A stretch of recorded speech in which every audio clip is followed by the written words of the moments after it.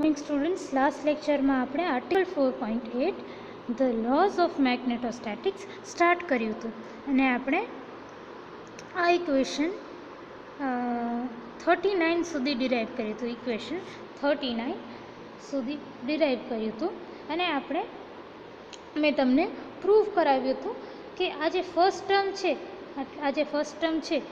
Term of the equation will become 0. આ છે ને 0 થશે. એ આપણે પ્રૂવ કર્યું હતું that the first term of about equation will be 0. મેં તમને સમજાવ્યું હતું કે ડેલ ક્રોસ જે R1 0 થશે એના કારણે આ આખી ફર્સ્ટ ટર્મ જ તમારી 0 થઈ જશે. બરાબર. તો હવે ડેલ ડોટ બીની ફર્સ્ટ ટર્મ 0 થઈ તો ખાલી શું બચશે? Del dot B is equal to plus mu not by 4 pi integration over the volume જે R1 dot del cross del 1 by R minus R1 of D tau. તો del dot D તમારો આટલો જ કંઈક બચશે. હવે now we have studied that curl of the gradient is always 0.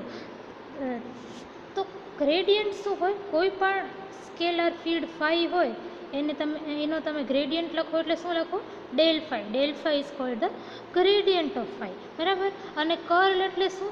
Curl એટલે del cross, એને કર્લ કહેવાય.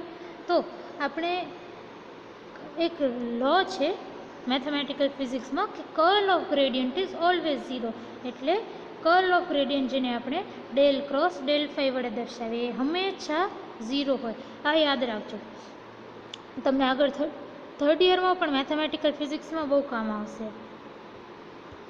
Del cross del phi is equal to 0. આ મેથેમેટિકલ ફિઝિક્સની આ એક લો જ છે. Curl of gradient is always 0.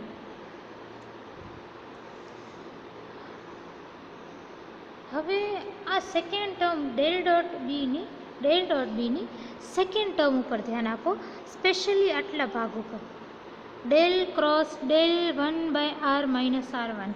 Del cross del 1 minus 1 divided by R minus R1.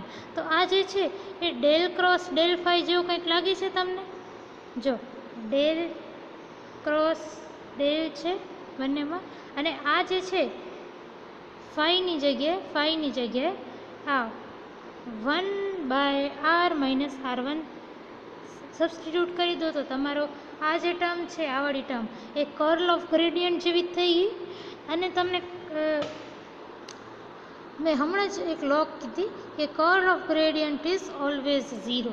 તો આ ટર્મ જે છે, આટલો ભાગ જે છે બ્રેકેટ, એ તમારો 0 થઈ જશે. આટલો બ્રેકેટ 0 થશે તો આ આખી ટર્મ જે છે, આ આખી ટર્મ પણ 0 થઈ જશે. વિચ મીન્સ ડેલ ડોટ બીની સેકન્ડ ટર્મ 0 હશે. તો એ જ વસ્તુ અહીંયા લખી છે કે in the second term of equation 39 we have a curl of gradient of form del cross del 1 by R minus R1.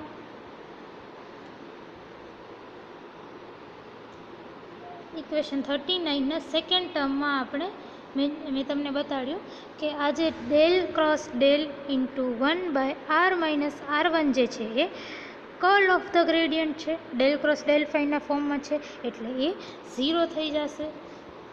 એ 0 થવાની છે. એ જ વસ્તુ અહીંયા લખી છે. Hence the second term will also be equal to 0. તો સેકન્ડ ટર્મ પણ 0 જ રહેશે. વિચ મીન્સ જો તો લાસ્ટ લેક્ચરમાં આપણે જોયું હતું કે ડેલ ડોટ બીની ફર્સ્ટ ટર્મ 0 થઈ જશે. આજે આપણે પ્રૂવ કર્યું કે ડેલ ડોટ બીની સેકન્ડ ટર્મ પણ 0 થશે. લાસ્ટ લેક્ચરમાં આપણે first term is equal to 0 A prove કર્યું હતું. આ લેક્ચરમાં આપણે જોયું કે સેકન્ડ ટર્મ પણ 0 છે. તો del dot B is equal to 0 plus 0 is equal to 0. તો ડેલ ડોટ બી તમારો 0 થશે. તો એ જ વસ્તુ મેં અહીંયા લખી છે. Hence del dot B is equal to 0. એટલે divergence of magnetic field B is 0. આને તમે ઇક્વેશન 40 નામ આપ્યું છે. હવે આ બહુ ઇમ્પોર્ટન્ટ લો ઇક્વેશન છે, કારણ કે આને ફર્સ્ટ લો ઓફ મેગ્નેટોસ્ટેટિક્સ કહેવાય. શું કહેવાય? First law of magnetostatics. આપણી ટોપિક શું છે? The laws of magnetostatics.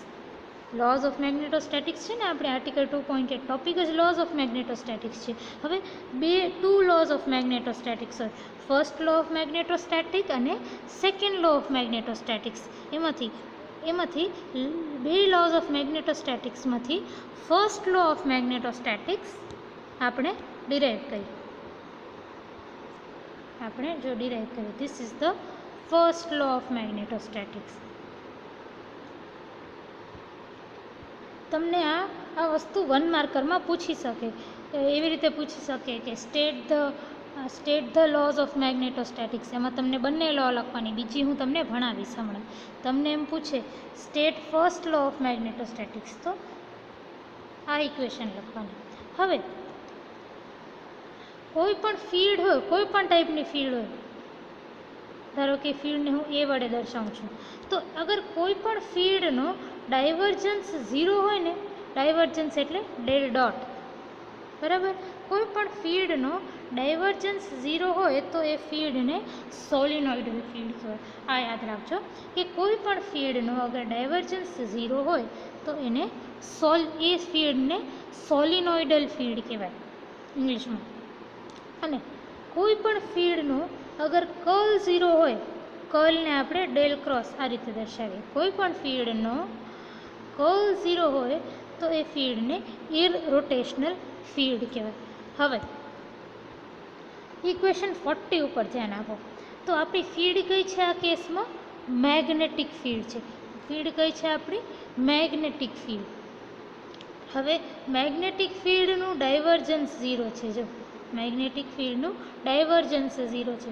કોઈ પણ ફિલ્ડનું ડાયવર્જન્સ જ્યારે 0 હોય તો એને કેવી ફિલ્ડ કહેવાય? સોલિનોઇડલ ફિલ્ડ કહેવાય. તો મેગ્નેટિક ફિલ્ડ જે છે એ સોલિનોઇડલ ફિલ્ડ છે. તો તમારી ઇક્વેશન 40, આ જે ઇક્વેશન 40 છે ફર્સ્ટ લો ઓફ મેગ્નેટોસ્ટેટિક્સ, એ જે છે શું કહેવા માંગે છે કે મેગ્નેટિક ફિલ્ડ જે છે આ વાળી લો શું કહેવા માંગે છે? Magnetic field B is solenoidal. એ જ વસ્તુ અહીંયા મેં લખી છે. The first law of magnetostatics shows that magnetic field is solenoidal. તમારી મેગ્નેટિક ફિલ્ડ જે છે એ સોલિનોઇડલ છે. તમને 1 માર્કરમાં તમને પછી MCQમાં એમ પણ પૂછી શકે કે magnetic field first law of magnetostatics shows that magnetic field is A. solenoidal, B. irrotational, C. both solenoidal and irrotational, D. none of above. તો તમને કહેવાનું સોલિનોઇડલ. એ આવા તમારા 1 માર્કર MCQs આવી શકે છે. From equation 37. હવે ઇક્વેશન 37 ઉપર આવો. પાછા આપણે 2 લેક્ચર પહેલાં જોયું હતું આ ઇક્વેશન 37 તમારી શું કહે છે? B is equal to -μ/4π integration over the volume V into JR1 cross del 1/r - r1 closing the bracket d tau. આ ઇક્વેશન 37 ને મેં ફરીથી અહીંયા લખી છે.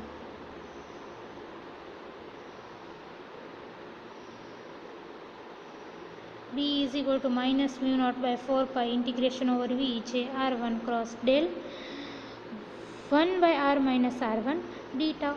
બરાબર? હવે તમને ખબર છે કે A cross B is equal to -B cross A. A cross B is equal to -B cross A. આ વસ્તુ તમને ખબર છે? A cross B is equal to -B cross A. તો એ જ રીતે તમે કહી શકો કે -A cross B, આ માઇનસને આ બાજુ લઈ આવ્યો, -A cross B is equal to B cross A. આ રીતે. તો આ ઇક્વેશન જુઓ, -A cross B is equal to B cross A. તો -A cross B is equal to b cross a. બરાબર. હવે આના ઉપર ધ્યાન આપો, આ ટર્મ ઉપર ધ્યાન આપો. તો આ તમને એ ક્રોસ બી જેવી લાગે છે. જે આર વનને તમે એ માનો અને ડેલ 1/r-r1ને તમે બી માનો, અને અહીંયા માઇનસ સાઇન તો છે જ. તો આના જેવું કંઈક લાગે છે. આના જેવું માઇનસ છે, પછી એ છે, જે આર વનને આપણે એ માનશું, અને ક્રોસ બી આપણે ડેલ ક્રોસ r-r1ને બી માનશું. તો એવું કંઈક આના જેવી જ બને છે ઇક્વેશન. તો આ જે બ્રેકેટ છે, આ જે બ્રેકેટ માઇનસ જે r1 ક્રોસ ડેલ 1/r-r1, આટલું જે છે એ કેવું થઈ જશે? જો મેં માઇનસ એ ક્રોસ બી, આ પણ એ માઇનસ, આ પણ મારો માઇનસ એ ક્રોસ બી આના જેવો જ છે. તો આ this is equal to b cross a થઈ જશે. બી શું છે મારું? બી મારું આ ડેલ 1/r-r1 છે, ક્રોસ એ એટલે જે r1, આવું કંઈક થશે. તો ડેલ આ તમારી જે ફર્સ્ટ ટર્મ છે એનામાં કેવું થઈ જશે? ડેલ માઇનસ છે એની જગ્યાએ એક તો પ્લસ આવી જશે, પછી μ0/4π છે એની જગ્યાએ μ0/4π, પછી આ ઇન્ટિગ્રેશન છે એની જગ્યાએ ઇન્ટિગ્રેશન, પછી આ જે બ્રેકેટ આવે છે ને એની જગ્યાએ del of 1/r-r1 cross j r1, આવું કંઈક થશે. આ યાદ રાખજો. તો હવે ડેલ અહીંયા મેં છેલ્લો સ્ટેપ શું લખ્યો હતો? Del 1/r-r1 cross j r1. હવે આ જે બ્રેકેટ છે ને એને તમે અહીંયા લઈ જાઓ અને ક્રોસને આ રીતે રાખો. આ 1/r-r1 છે ને એને તમે આ બાજુ લઈ જાઓ અહીંયા. તો જે r1 ડિવાઇડેડ બાય r-r1 થશે. તો તમારી ફર્સ્ટ ટર્મ કેવી થઈ જશે? Del cross j r1/r-r1. તો તમારી ફર્સ્ટ ટર્મ જે છે, આટલી ટર્મ જે છે કેવી થશે? આવી કંઈક થશે. જો આટલી ટર્મ છે તમારી, આપણે હમણાં પ્રૂવ કરી, આવી થશે. Del cross j r1/r-r1. બરાબર. તો હવે તમારું બી કેવું થઈ જશે? જો મેં તમને માઇનસની જગ્યાએ પ્લસ આવે છે એ તમને કઈ રીતે આવે છે સમજાવ્યું કે એ ક્રોસ બી છે માઇનસ બી ક્રોસ એ થશે. તો જે માઇનસ છે પ્લસમાં બદલી જશે, સાઇન ચેન્જ થાય છે. પછી μ0/4π છે એમને μ0/4π રહેશે. પછી ઇન્ટિગ્રેશન ઓવર વી, તો ઇન્ટિગ્રેશન ઓવર વી પણ છે. પછી આ બ્રેકેટ જે મેં તમને પ્રૂવ કરાવ્યું, આ બ્રેકેટ તમારું થઈ જશે ડેલ ક્રોસ બ્રેકેટમાં જે r1/r-r1. પછી અહીંયા ડી ટાઉ છે એ પણ ડી ટાઉ રહેશે.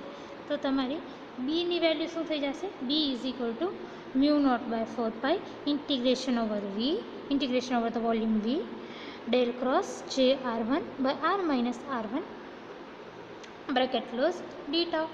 હવે આ ઇક્વેશનમાંથી ડેલ ક્રોસને ઇન્ટિગ્રેશનની બારે લઈ આવો.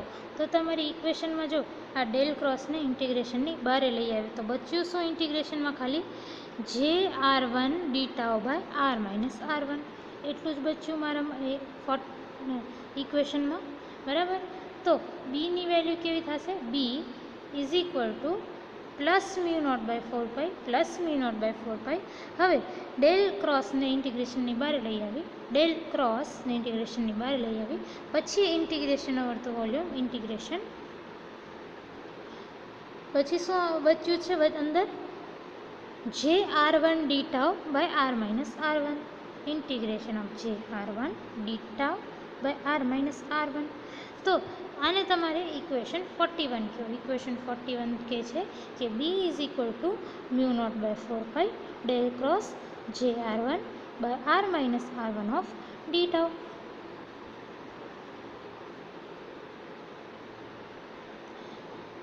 Taking curl of the above equation. હવે આપણે ઇક્વેશન 41નું કર્લ લેવાનું છે. ઇક્વેશન 41નું આપણે કર્લ લેશું. તો કર્લ એટલે શું? કર્લ એટલે ડેલ ક્રોસ, બરાબર. તો આ ઇક્વેશન 41ને આપણે ડેલ ક્રોસ વડે આ રીતે ડેલ ક્રોસ કરી દઈએ. તો ડેલ ક્રોસ બી કેવું થશે? ડેલ ક્રોસ બી, બરાબર. હવે પછી શું કરશું? આ જે RHS છે એનું પણ મને ડેલ ક્રોસ લેવું પડશે. તો μ0/4π કોન્સ્ટન્ટ છે, μ0/4π એમને રાખો. પછી આટલી જે ટર્મ છે એની આગળ આમ તમે ડેલ ક્રોસ લગાવી દો. તો તમારું કેવું થઈ જશે? ડેલ ક્રોસ બ્રેકેટમાં del cross integration j r1 dτ/r-r1. તો જો એ જ વસ્તુ અહીંયા લખી છે, ઉપર જે બતાવેલી છે એ તમારી ઇક્વેશન 42 થઈ જશે. ઇક્વેશન 42 આપણે કેવી રીતે મળી? તો આપણે ઇક્વેશન 41 જે ઉપરની ઇક્વેશન છે એનો કર્લ લીધું. તો taking curl of above equation we get બીનો કર્લ લઈએ એટલે ડેલ ક્રોસ બી આવે અને μ0 એ કોન્સ્ટન્ટ રહેશે. પછી આટલા ભાગનો મેં કર્લ લીધો છે એટલે એના આગળ મેં ડેલ ક્રોસ લગાવી દીધું છે. તો તમારી ઇક્વેશન કેવી આવશે? Equation 42 is equal to del cross B, that is equation 42 gives you del cross b is equal to μ0/4π del cross bracket open del cross integration of j r1 dτ/r-r1. આ તમારી equation 42 થશે. હવે using this identity, આ identity તમને આપેલી છે.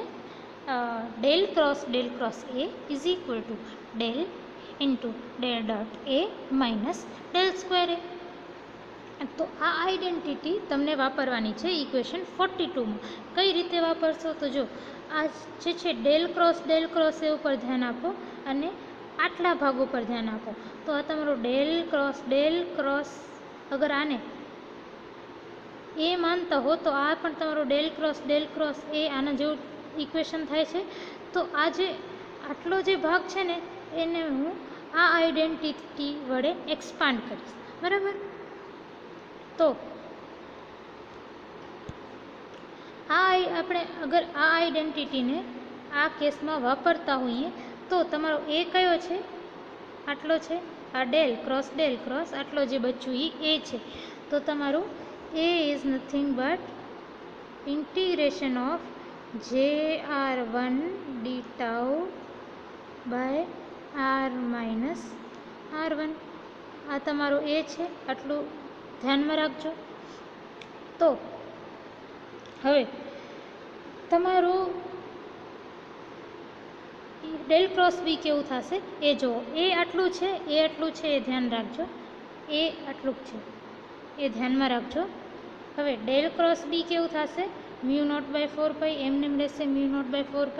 પછી આપણે આ બ્રેકેટને ઓપન કરશું, એ બ્રેકેટને ઉપર આ આઈડેન્ટિટી લગાવશું. તો ફર્સ્ટ ટર્મ શું છે?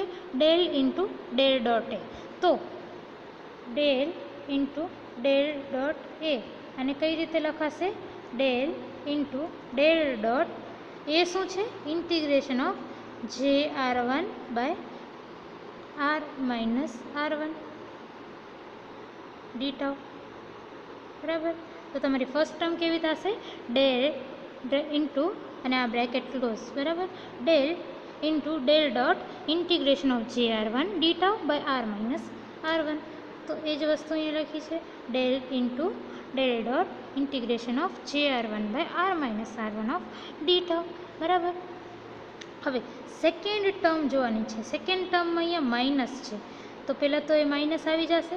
પછી μ0/4π એ તો એમને કોન્સ્ટન્ટ રહેવાનો, એ મેં લખ્યું. હવે del square a second term del square a કેવી થશે? Del square a is equal to del square of a શું છે? જે r1/r-r1 ઓફ dτ. તો જો ડેલ સ્ક્વેરની જગ્યાએ મેં અહીંયા એ જ લખ્યું છે, ડેલ સ્ક્વેર ઇન્ટિગ્રેશન ઓફ જે R1 d tau by R minus R1. અને આ તમારી જે ઇક્વેશન છે એ 43 ઇક્વેશન 43 એવી કંઈક બને છે. સો your equation 43 is gives you nothing but del cross B is equal to mu naught by 4 pi del into del dot j integration of j R1 by R minus R1 d tau minus mu naught by 4 pi del square of j R1 d tau by R minus R1. Thank you.